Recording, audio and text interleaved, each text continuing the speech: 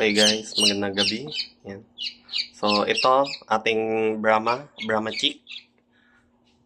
12 hours siya. 12 hours pa lang, no? Ang ating Brahma chick. Yan, laki. So giant siya na chick na. Tapos quality yung kanyang balahibo sa paa, malago. Madami. Yan. Tingnan pa. So ngayong gabi, turo ko sa inyo kung or sabihin ko sa inyo kung ano yung mga advantage ng mga sisiw, no? At saka yung pag-acquire ng malalaki na, yung mga breeder size na. Okay, ang ganda. May balahibo din sa kanyang ano. Yan. Ayan. Okay, maganda naman. Okay, ganda. So ngayong gabi yan, ang pag-usapan natin yung ano, yung advantage at saka disadvantage ng pagkuha ng sisiw, no? Sisiw versus pagkuha ng breeder or yung malalaki na, no? Una sa lahat, sisiw, matatag to sa biyahe, no? Kumpara sa malalaki na, sa breeder, lalo na kung tag-init. Mas matibay to sa biyahe. Mas matagal siya ibiyahe, no? Yan. Kasi yung malalaki na, madaling may heat stroke sa biyahe. Mamatay talaga, hindi tulad nito. Okay lang na medyo mainit. Lalo yung ating pag-travel dito sa Pilipinas, mainit talaga. Yan.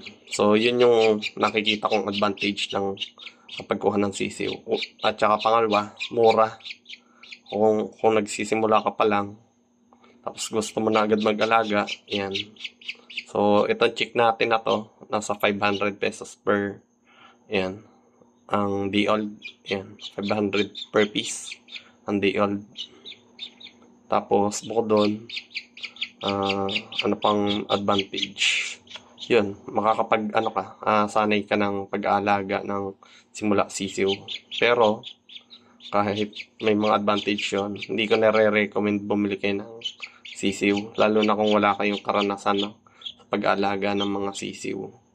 Ako, nag-alaga ako ng nag-umpisa akong magmanukan sa pag-alaga ng 45 days ng sisiw, no. Yan, diyan ako nag-aaral, diyan ako nahasa ng pag-aalaga.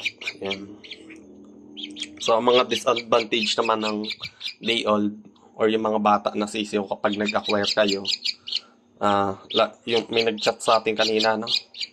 Nagkaroon ng sakit yung kanyang sisiw na binili sa atin. 2-month-old na siya, pero 1-month-old pa lang kasi niya nabili sa akin. Ang nakita kong problema kasi sa kanya, kulang siya sa bakuna, yung na-acquire niya sa atin, no? Meron naman siyang bakuna, kaya lang ang bakuna pa lang niya ay B1B1 plus IB, tapos Gumboro, Lasota plus IB. Yan pa lang, hanggang 1-month-old lang talaga yun. Tapos wala siyang Foulpox vaccine. Yan ang problema sa mga 1-month-old, walang Foulpox vaccine kasi yung Foulpox vaccine talaga 6 weeks. Pero sa akin, 2 months talaga ako nang nagbibigay kasi 6 weeks. Pwede naman pero 2 months talaga ako nagbibigay niyan dito sa aking manukan. Yun. So nag-chat siya sa akin, pinakita niya yung sisiw. Mukha namang malakas pa, kaya lang tad talaga ng bulutong. So yun. Nag-acquire siya ng 1 month. Ang problema, nagkabulutong. Ayun. So, binigyan ko naman siya ng mga kailangan niyang gawin. So, sana maka-survive, no? Mataas naman ang survival rate kapag nagkabulutong, no? Huwag lang maapektuhan yung mata. Talagang yung mata talaga yung dyan eh. Kasi hindi na yun makakakain at saka makakainom hanggang sa mamatay na. Pero kung laging bukas naman yung mata, yung mga bulutong naman ay wala sa mata, yan, mataas naman ang survival rate niyan. Basta kumakain at umiinom, no? So, na-advisean ko na siya mag-antibiotic. Antibiotic, kahit magtaka kayo kung bakit antibiotic, viral naman ang Foulpox. So, may mga sugat-sugat na kasi yun. Yung Foulpox niya o yung bulutong. Yun yung ating ginagamot sa para hindi mas lumala yung magkaroon ng bacterial infection. Yan. So, yun. Yun yung isa sa advantage ng pagbili ng breeder. either full vaccinated na or malakas na yung resistensya talaga, lalo na kapag nagkasakit, no? Disadvantage naman na pagbili ng breeder, una, may presyo na, no? Halimbawa, 5,000 kesa sa ano. Pero kung kukumputin mo, no, halos pantay lang yung magagastos mo sa pagpapalaki. Minsan nga, mas ano ka pa mas okay pa na bumili ng malaki kasi kung kukumputin mo yung inalaga mo, yung nagastos mo sa vitamins, sa nagastos mo sa gamot, mas mamahal ka pa sa sisiw. Kaya ang advice ko talaga guys, kung bibili kayo sa akin, breeder size na yung malalaki. At least 3 months old para kompleto bakuna, no? Yan.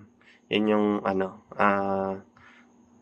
ina-advise ko. Sa Brahma, ang advice ko ay 5 months, 6 months.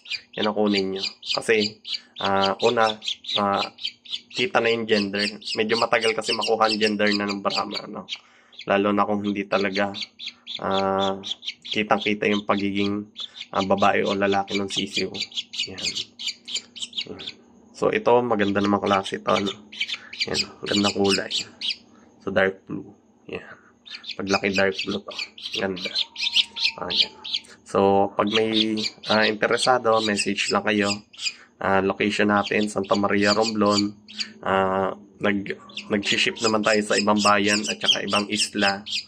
Pwede din tayo mag-ship sa Quiapo, Manila, no? Kaya naman natin mag-ship doon kung may buyer tayo doon. So, yun lang muna mga kateknik. Sinabi ko lang yung sa advantage ng pagbili ng malalaki, no? Dahil sa bakuna, no? Yan. So, yun lang. Bye-bye.